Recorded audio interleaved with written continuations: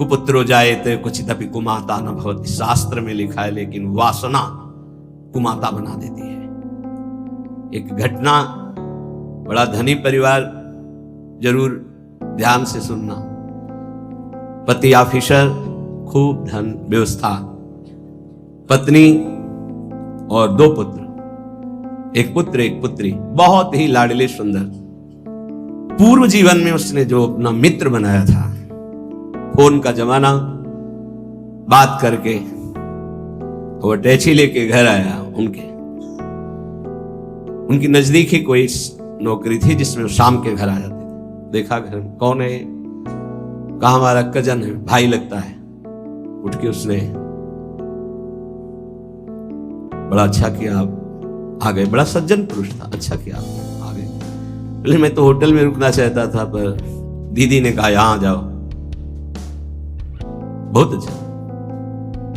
वो बोली कुछ समय के लिए आए हुए तो यही रुक जाए क्या? हाँ हाँ कोई बात नहीं, होटल से अच्छा है उनके, जब कजन है वो नहीं जानता है, और वो कहते हैं हमारा भाई और वो कहते हैं हमारी दीदी। बच्चे मामा कहने लगे।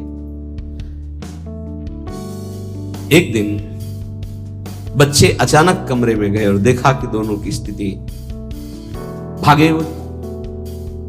10-12 वर्ष का लड़का बाहर आए तो नौकर भोजन बनाने लगा। तो उनका अंकल अंकल मामा, हमें लग रहा है हमारी मम्मी को मार रहे हैं, क्या कर रहे हैं? वो उस क्रिया को थोड़ी जानते, छोटे बच्चे। तत्काल वो दौड़ा, मालकिन को क्या हुआ? वो असावधान थे, बच्चों को देखा ही नहीं था। नौकर ने जब देखा तो उनकी दृष्टि पड़ी। अब वो नौकर तो नौकर बाहर निकले और कहा हमें मालकिन नौकरी से मतलब, हमें क्या बोलना है? और डर गए। उसने कहा आज भोजन हम बनाएंगे अपनी रुचि का, आप बैठिए। भोजन में जहर मिलाया, मीठा जहर। पहले से होगी व्यवस्था कुछ ऐसा जैसा विधान। दोनों बच्चे बेहोश हो गए, इतना कम जहर दिया, और नौकर को थोड़ा ज्यादा दिया। मरा नहीं, पर वो मरणासन में पड़ा था। अब उनका पहले पुत्र और पुत्री को, छोटा सा पहाड़ था, वहां तक गाड़ी जाती थी, गाड़ी चला के स्वयं गए।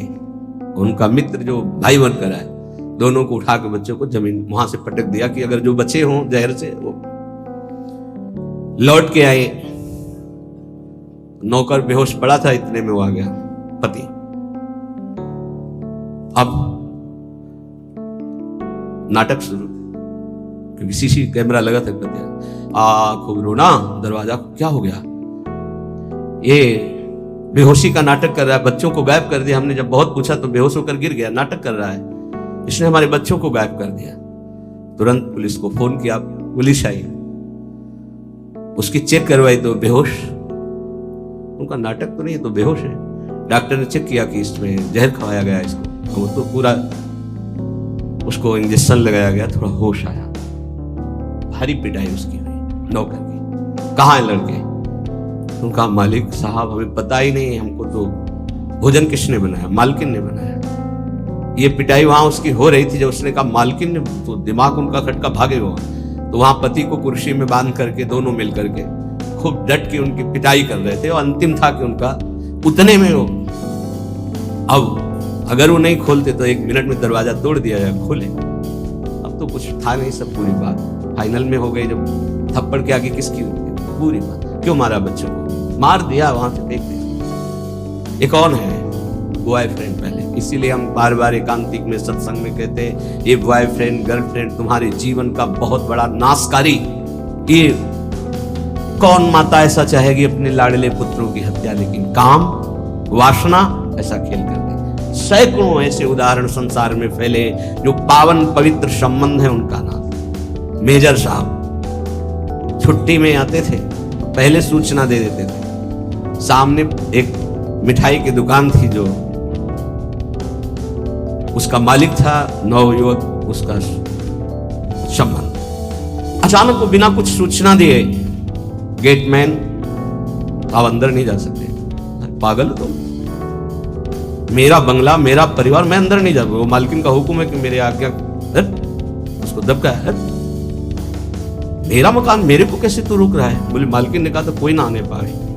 फौरन गए तो मिल गए वो तो मेजर तो पिटाई शुरू की। पत्नी को पीट रहे थे, इतने में उसने उनको कवर किया। पत्नी ने राधे राधे। वहीं अंदर जो फूलों का बंगले में तो सारी व्यवस्था थी मेजर, वहीं बंगले के अंदर ही। अब छुट्टी का समय खत्म हुआ, उनके यहाँ फोन आया, तुम्हारे यहाँ उनको बात करवा, बिना अनुमति के इतने दिन हो गए, छुट्टी के ऊपर आए क्यों नहीं? यहाँ तो आए ही नहीं। ऐसा कैसे हो सकता है? मेजर एक अच्छी पदवी होती है यार, ऐसा कैसे हो सकता है? वो तो छुट्टी लेके घर के लिए गए, पूरा फोर्स उधर का गिरा करके। उन लोगों की अलग प्रणाली होती है। गेटमैन की जो धुलाई शुरू की, आए थे? हाँ साहब आए थे, तारीख समय, हाँ साहब इतने निकले नहीं, जिस दिन से अंदर गए निकले। हाँ कहाँ है? आखिरी कहाँ है मतलब पिटाई के बाद आके मेजर साहब की हालत शरीर की विनष्ट हो चुकी थी, जो गाड़ दिया गया था। क्या है? पत्नी का संबंध। एक दिन सुनाया था, पत्नी को आग डाल के जला दिया था, पति का संबंध। माता पिता को अनाथालय में ऐसे, पुत्र का संबंध। माता पिता अपने पुत्र को, अभी सुना, ये सब क्या है? काम क्रोध लोभ मोह मद मत्सर के वशीभूत होकर इन संबंधों में कोई प्यार रह गया है? पति पत्नी में विश्वास नहीं, माता पुत्र में विश्वास नहीं। कितनी घटनाएं इतनी है। भाई अपना हरि बिनु और न कोई, मातु पिता सुत बंधु कुटुंब सब स्वार्थ ही के होई। अपना हरि बिनु और न कोई। आपको लगता है आपको कोई प्यार करता है? कब तक? जब तक आप स्वार्थ के लायक हो, नहीं तो कोई प्यार नहीं करता। निज अनुभव एक कहो खगेशा। इसलिए संत जन कहते हैं अपना हरि बिनु और न कोई। ये काया को भोग बहुत दे, मर्दन करी करी धोई। सो भी छूटत नेक तनिक सी, संग न चाले कोई। अपना हरि बिनु और न कोई। श्री चरणदास जी महाराज बड़े ऊंचे महापुरुष हैं। इस शरीर को क्या क्या नहीं खिलाया, इस शरीर के लिए पाप किए गए, बड़ा मलमल के धोया सजाया सुरक्षित रखा, ये भी नीच हमारा साथ नहीं दिया, ये भी साथ नहीं देता, ये भी साथ नहीं देता।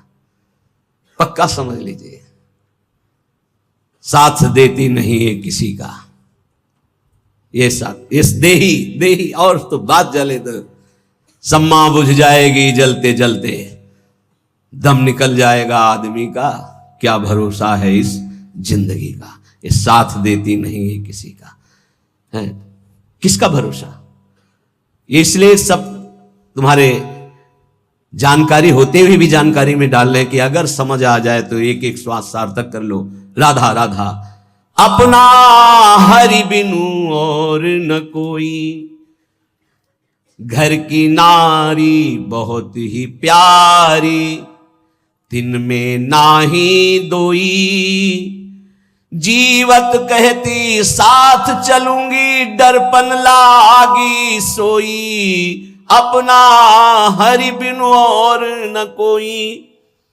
बाल्यावस्था से एक साधक साधु संग करता था, माता पिता के कहने से ब्याह हुआ, रोज गुरु जी के पास जाता था। अब ब्याह हुआ तो नया मित्र मिला, और इनका सबसे बड़ा जादू होता है वचन, मुस्कुराहट, नेत्र की चांचल्यता। देखो हमारा नियम था, हम रोज गुरु जी के दर्शन करने जाते, तो हम तुम्हारे बिना जी नहीं सकती। लगा उसको ऐसा, महीनों हो गए गुरु जी के पास नहीं गए। तो संतों का होता है जैसे आप रोज दृष्टि में आओ तो अपनापन से होता है, वो कहां गए आज दिखाई नहीं दे। अहोभाग्य मानो यदि आपका ऐसा चिंतन हो, श्यामा श्याम के चिंतन में आपका चिंतन हो गया, बहुत बड़ी बात। यही संतों से प्रार्थना, कभी निज दास की तरह चिंतन कर लेना। गांव वालों से पूछा, वो आता नहीं। अरे बोले उसका ब्याह हो गया। तो ब्याह हो गया तो कोई नई बात थोड़ी, विश्व में सबका ब्याह होता है जो गृहस्थी में होते हैं। जाके कहना कि तुम्हारे गुरु जी याद कर रहे हैं। जब कहा तब पत्नी से बस अभी आया और गया। यार तुम आए नहीं बहुत समय से। महाराज जी ब्याह हो गया है।